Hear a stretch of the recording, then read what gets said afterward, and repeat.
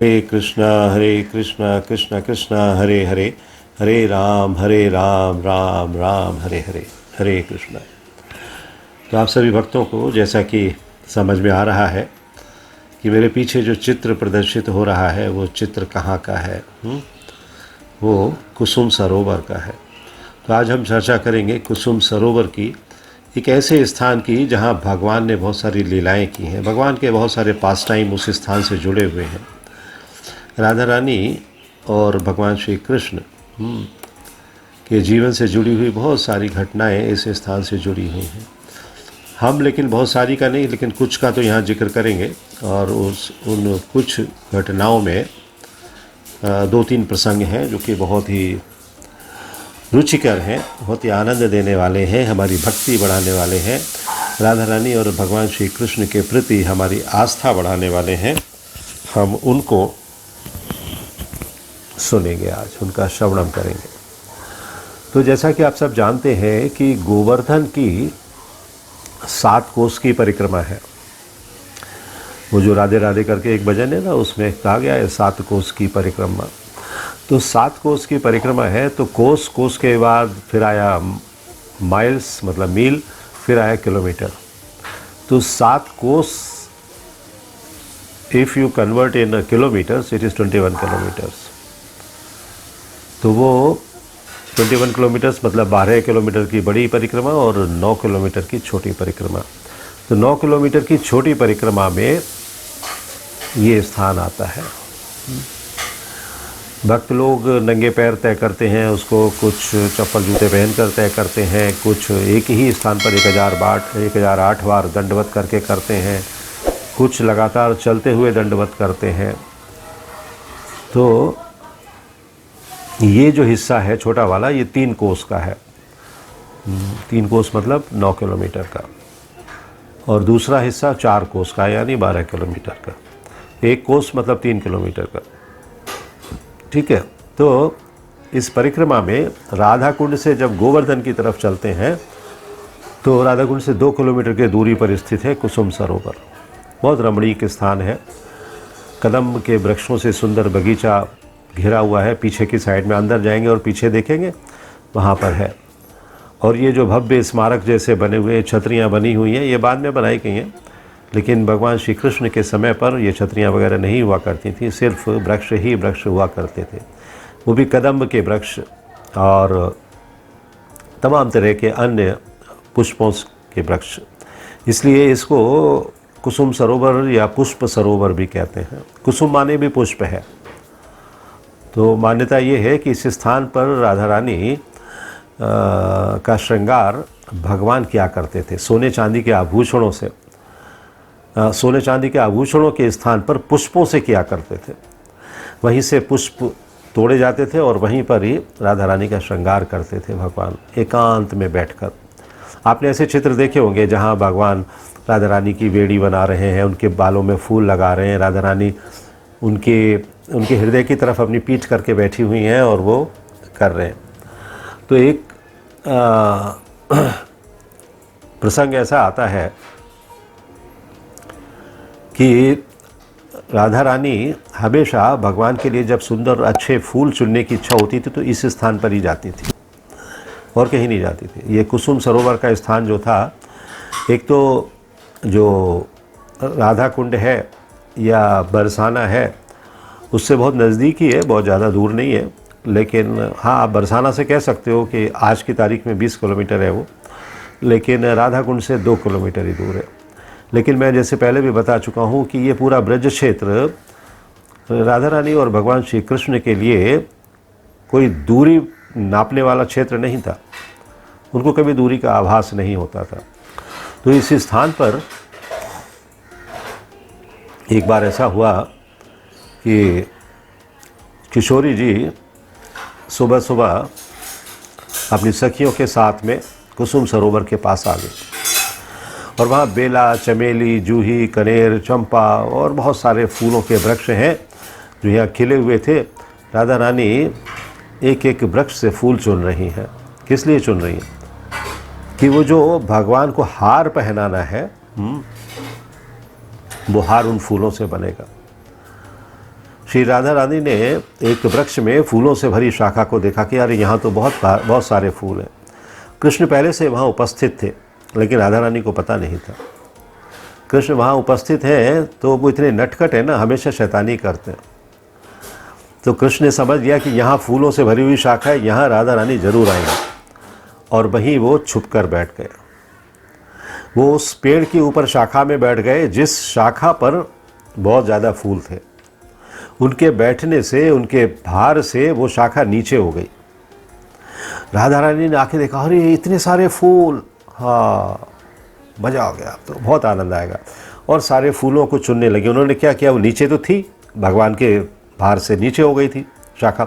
उन्होंने एक हाथ से शाखा को पकड़ा और एक हाथ से फूल चुन रही हैं। तो भगवान को शरारत सूझ गई। उन्होंने क्या किया कि वो वहाँ से धीरे से शिफ्ट हो गए दूसरी शाखा के ऊपर, और जैसे ही वो शिफ्ट हुए वो शाखा फिर से ऊपर हो गई। अभी नीचे थी, भगवान के भार की वजह से शाखा ऊपर हो गई।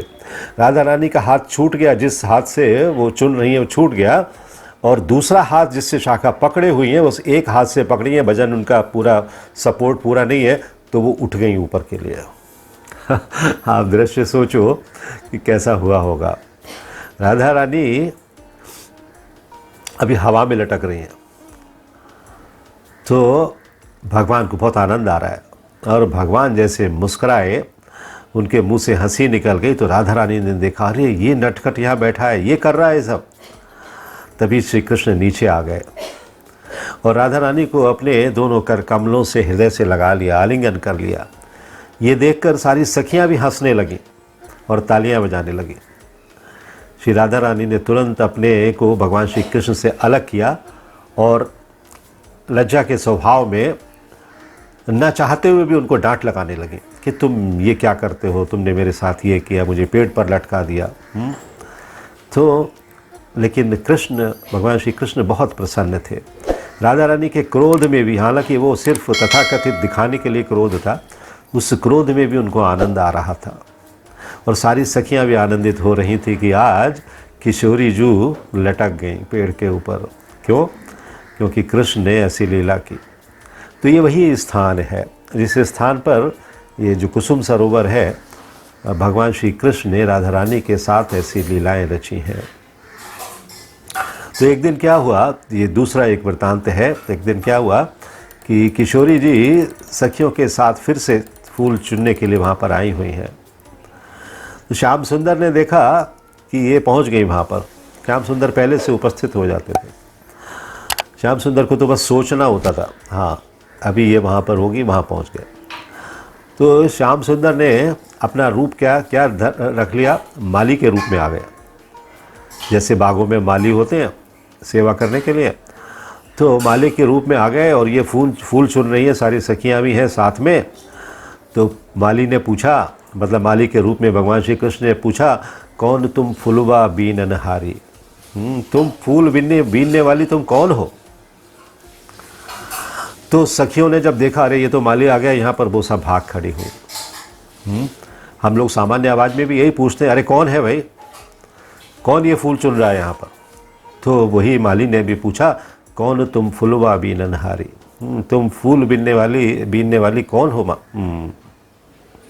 तो सखियाँ भयभीत हो गई कि माली आ गया, पकड़ लेगा, भाग खड़ी हुई। किशोरी जी रह गई वहाँ पर। किशोरी जी रह गई तो उनका जो वस्त्र पहने हुए हैं नीलांबर, वो नीलांबर एक झाड़ी में उलझ गया, भाग नहीं सकी। अभी नीलांबर छोड़ें या भागें? नीलांबर छोड़ें तो उनका अंग ढकने के लिए वस्त्र नहीं रहेगा। इस हड़बड़ाहट में उनके हाथ से कुछ फूल गिर गए, जो फूल उन्होंने तोड़े थे ना, कुछ फूल ज़मीन पर गिर गए। इतने में भगवान श्री कृष्ण ने अपना माली का रूप छोड़ दिया।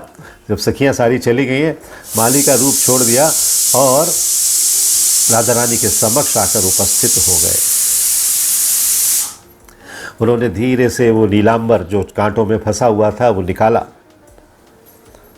और राधा रानी की तरफ देख रहे हैं एकटक। उन्होंने जो उनके हाथों से घबराहट में जो पृथ्वी पर फूल गिर गए हैं, भगवान श्री कृष्ण ने उनको उठा लिया, श्याम सुंदर ने उनको उठा लिया। तब किशोरी जी पूछती हैं, कन्हैया पृथ्वी पर गिरे हुए ये फूल अब पूजा के योग्य तो रहे नहीं हैं, अब इनका आप क्या करोगे, क्यों उठा रहे हो? तो श्याम सुंदर उत्तर देते हैं कि आप देखो मैं इनका क्या करूँगा। श्याम सुंदर ने उन फूलों को इसी सरोवर में, कुसुम सरोवर में जल से धो लिया, स्वच्छ कर लिया और कहा राधे अब तो ये शुद्ध हो गए हैं। और इतना कहकर उन्होंने वो फूल, श्याम सुंदर ने वो फूल जो है किशोरी जी की बेनी में लगा दिए। आप देखो भगवान का प्रेम प्रकट करने का तरीका। राधा रानी कह रही है अशुद्ध हो गए हैं, तो उन्होंने कहा कोई बात नहीं है, मैं शुद्ध कर लेता हूँ। शुद्ध कर लिया उन्होंने और राधा रानी की बेनी में ही सजा दिया। तो ये जो युगल किशोर हैं, इनके आनंद की सीमा कोई नहीं है, असीमित आनंद लेते हैं ये अपने प्रेम प्रसंगों में। और ये प्रेम प्रसंग ही ब्रज के प्राण हैं। और कहा जाता है कि तभी से इसको पुष्प सरोवर या कुसुम सरोवर के नाम से जाना जाता है, ये स्थान जो राधा कुंड से 2 किलोमीटर की दूरी पर है। तो इस तरह से यहाँ पर बहुत सारे प्रसंग हुए हैं, बहुत सारे। इन प्रसंगों के माध्यम से हमें क्या पता चलता है कि भगवान श्री कृष्ण या श्याम सुंदर या ये जो किशोरी जो है, ये अपने प्रेम को प्रदर्शित करने के लिए किसी भी तरह के घटनाक्रम को निर्माण कर सकते हैं। अब उन्होंने फूल गिर गए तो उन्होंने उस तरह से बना लिया उसको, और फूल तोड़ने आई है राधा रानी तो शाखा पर ही जाकर बैठ गए, तो वो झुक गई नीचे शाखा। और आप जब गए होंगे वहाँ पर, तो जो एंट्री का गेट है ना, उस एंट्री के गेट के बिल्कुल बाजू में ही एक दूसरा मंदिर है वहाँ पर जो इस्कॉन चला रहा है। उस मंदिर का नाम है श्री श्री राधा वन बिहारी मंदिर। आप लोग गए कोई लोग वहाँ पर अंदर? छोटा सा मंदिर है, सड़क पर ही है। उसमें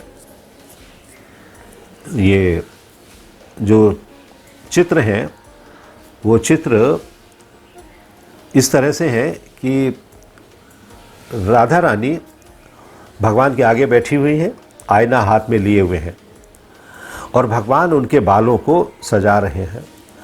तो कोई भी सामान्य भक्त ये समझेगा राधा रानी अपना मुख देख रही हैं उसमें, लेकिन राधा रानी अपना मुख नहीं देख रही हैं। राधा रानी इस आईने के माध्यम से भगवान को ही देख रही हैं। भगवान पीछे बैठे हुए ना, भगवान को ही देख रही हैं। वो उनको देखने में मस्त हैं और भगवान उनकी साज सज्जा करने में मस्त हैं, उनकी बेड़ी बनाने में मस्त हैं। दोनों आनंद के सागर में घूम रहे हैं, आनंद के सागर का आनंद ले रहे हैं। तो ये जो प्रेम है, ये प्रेम सामान्य प्रेम नहीं है, ये भगवान की एकांतिक प्रेम लीला की स्थली है। जैसे ही भगवान राधा रानी को मिलना चाहते हैं, राधा रानी वहाँ आ जाती हैं और ख़ुद भी वहाँ पहुँच जाते हैं। तो जैसा कि मैंने शुरू में कहा था कि सोने चांदी के आभूषणों से नहीं, भगवान यहाँ पर फूलों से राधा रानी का श्रृंगार करते हैं और उनके सुंदर स्वरूप को देखते हैं। ये बहुत ही खूबसूरत जगह है। ये जो सरोवर है, ये सरोवर को भी अभी ऐसा बना दिया गया है, लेकिन इसके पीछे भी एक इतिहास है कि भरतपुर के राजा सूरजमल ने इस स्थान को इस तरह से छतरियों से युक्त किया। महाराजा सूरजमल की मृत्यु दिल्ली के निकट एक युद्ध में हो गई थी। दुश्मनों ने उनके शरीर का यह हाल कर दिया था कि उनके अंग भी नहीं मिल सके। उनका एक दांत मिला, उनके कई अंगरक्षक भी मार दिए गए थे। उनका एक दांत मिला तो उस दांत का अंतिम संस्कार इसी स्थान पर हुआ। उनके नाम से भी एक छतरी है। और जो अंगरक्षक युद्ध में मृत्यु को प्राप्त हुए थे, उनके लिए भी छतरियाँ यहाँ बनाई गई हैं। मतलब स्मृति में उनकी समाधि जैसा स्थान आप कह सकते हैं, वो यहाँ पर है। वो यहाँ पर क्यों है? महाराजा सूरजमल को इतना प्यार क्यों था? क्योंकि ये जो भरतपुर है ना, भरतपुर इस ब्रज के इस इलाके से एकदम सटा हुआ है, बहुत नज़दीक है। आप परिक्रमा में भी जाते हो तो पुछरी का लोटा जो है भरतपुर में आता है ना। तो इस तरह से भरतपुर के प्रति इन राजाओं का, उस समय के जो राजा थे, भरतपुर राज्य की स्थापना राजा बदन सिंह ने की थी। तो उनको क्या था, वो उन्हें ये लगता था कि ये भगवान श्री कृष्ण की लीला स्थलियाँ हैं और भगवान श्री कृष्ण के वंशज हम लोग हैं, ऐसा उनका मानना था। तो उन्होंने वहाँ पर बहुत सारा निर्माण कराया, इस सरोवर को ठीक करवाया। भरतपुर का राज परिवार श्री कृष्ण को जब अपना पूर्वज मानता था तो उन्होंने सब कुछ वहाँ पर किया और उसको एक स्मृति चिन्ह की तरह से बना दिया। बाद में उनके और जो सक्सेसर्स थे उन लोगों ने भी वहाँ पर यह काम किया। और महाराजा सूरजमल का जैसे मैंने विवरण बताया, तो उन्होंने भी यहाँ पर ये कुछ सुंदरीकरण का काम करवाया था। तो इस तरह से ये स्थान आज इस रूप में हम देख रहे हैं। उत्तर प्रदेश सरकार ने उसमें लाइटिंग वगैरह लगाकर, अगर आप रात में उधर से निकलेंगे ना तो बहुत और सुंदर लगता है। लाइटिंग लगाकर फव्वारे चलते रहते हैं, बहुत खूबसूरत बना दिया है उस स्थान को। तो जो पूरा लाल पत्थर से बना हुआ ये जो छतरियाँ हैं, इसको कहते हैं बलुआ पत्थर, मतलब बालू से युक्त है, कठोर नहीं है, बहुत सॉफ्ट है। कृष्ण के चरण चिन्हों का भी एक वहाँ पर मंदिर बना हुआ है छोटा सा। तो ये जो महल नुमा इमारत है, ये महल नुमा इमारत इस बात का प्रतीक है हम वैष्णवों के लिए कि यहाँ पर भगवान श्री कृष्ण राधा रानी के साथ अपनी प्रणय लीलाएं करते थे। कृष्ण की लीलाओं के सुंदर चित्र अंकित हैं यहाँ पर। यहाँ गिरिराज जी को समर्पित एक मंदिर भी है अंदर। तो इस तरह से ये सब चीज़ें हैं। पूरा ये है गिरिराज क्षेत्र ही, लेकिन ये जो 9 किलोमीटर की परिक्रमा है, इसमें गिरिराज क्षेत्र ज़्यादा दिखता नहीं है क्योंकि उस पर लगभग पूरा शहर बस गया है। तो ये जो क्षेत्र है आध्यात्मिक महत्व से देखेंगे तो बहुत ही सुंदर है, बहुत ही प्रिय है। और ये जो स्थान है छतरियों का और छतरियों के पीछे के बगीचे वाला, इस्कॉन के बहुत सारे महाराज लोग वहाँ पर जाकर कीर्तन करते हैं, बैठते हैं, कथाएं करते हैं, यात्राओं को ले जाकर वहाँ भोजन कराते हैं, प्रसाद कराते हैं। ये सारी चीज़ें वहाँ पर होती हैं। और अष्टावक्र मुनि ने दिव्य युगल जो है राधा और कृष्ण, इनके प्रकट होने की प्रतीक्षा करते हुए कुसुम सरोवर में ही घोर तपस्या की थी कि मुझे भगवान के दर्शन हो जाए, अष्टावक्र मुनि ने। और इनका जो नारद मुनि का कल माता जी बता ही रही थी, भगवान चैतन्य महाप्रभु भी स्वयं जो भगवान श्री कृष्ण हैं वो भी राधा रानी के करुणामय स्वरूप के दर्शन करने के लिए इस स्थान पर आए और उन्होंने इस कुंड में स्नान किया, कुसुम सरोवर में। तो बहुत ही शीतल और सुखदायक स्थान है। और जहाँ तक नारद जी की बात है, एक बार नारद जी रासलीला की व्याख्या के लिए शिव जी के पास गए। शिव जी ने नारद जी को एक मंत्र दिया और उन्होंने कहा कि जाकर तुम इस मंत्र का जाप करके तप करो। तो वो तप करने के बाद वृंदा देवी प्रकट हुई। और वृंदा देवी, जब नारद कुंड भी है वहाँ पर, उस मार्ग पर जिस मार्ग पर हम बरसाना के लिए जाते हैं, ये नंदगांव के लिए जाते हैं, नंदगांव और बरसाना के बीच में। और नंदगांव और बरसाना के बीच में एक और स्थान है, संकेत वन। संकेत वन वो स्थान है जहाँ की पहली बार राधा रानी और श्री कृष्ण का मिलन हुआ था। तो संकेत दिया, इसीलिए उसको संकेत वन, संकेत दिया, राधा रानी आ गई, भगवान पहुँच गए। तो नारद जी ने तपस्या की, वृंदा देवी प्रकट हुई और उन्होंने कहा कि कुसुम सरोवर में जाकर स्नान करो। तो उनको सारा ज्ञान प्राप्त हो गया, इसीलिए नारद कुंड भी है वहाँ पर, कुसुम सरोवर है।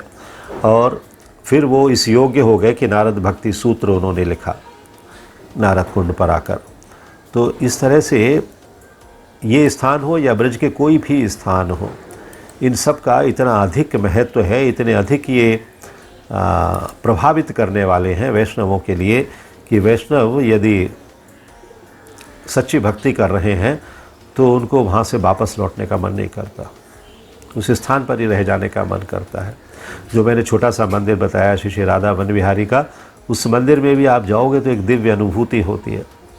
इस्कॉन के कुछ सेवक वहाँ पर सेवाएं करते हैं और नित्य प्रति भगवान को भोग लगाना, कीर्तन करना, आरती करना, सब कुछ होता है। तो वो स्थान बहुत दिव्य है। ऐसे स्थान पर जाकर हमें थोड़ा समय बिताना चाहिए। परिक्रमा में चूँकि समय नहीं होता, हम थक भी चुके होते हैं और रुकने के लिए मन नहीं करता कि हम रुकें, थोड़ी देर यहाँ बैठें, लगता है जल्दी से परिक्रमा पूरी करें। लेकिन अलग से अगर हम वहाँ रह रहे हैं, राधा कुंड में रह रहे हैं या गोवर्धन में रह रहे हैं, हम अलग से जाकर भी उन स्थानों पर विचरण कर सकते हैं, उन स्थानों का आनंद ले सकते हैं।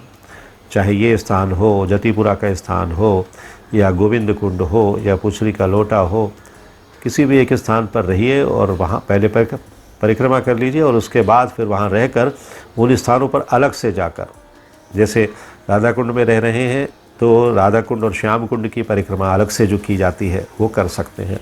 बरसाना में रह रहे हैं तो बरसाना की परिक्रमा की जाती है, वो कर सकते हैं। नंदगांव में रह रहे हैं तो नंदगांव की परिक्रमा कर सकते हैं। ये सब ऐसे स्थान हैं और जब इन स्थानों की परिक्रमा करेंगे, जैसे बरसाना की परिक्रमा की, तो हमें और भी राधा रानी की लीला स्थलियाँ वहाँ पर मिलेंगी।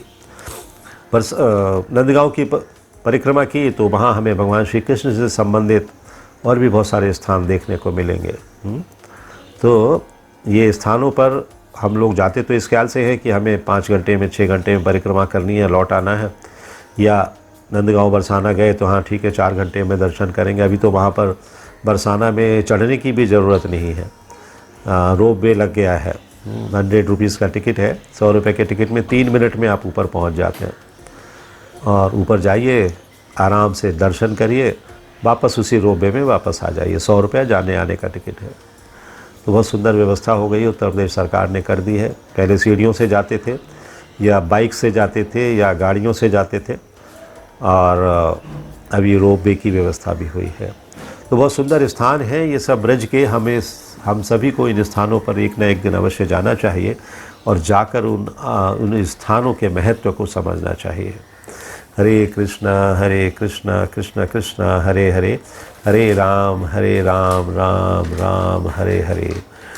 If you like this video, press the like button and share it with your family and friends. If you want to watch more such videos, please subscribe to our channel, and for getting updates, press the bell icon.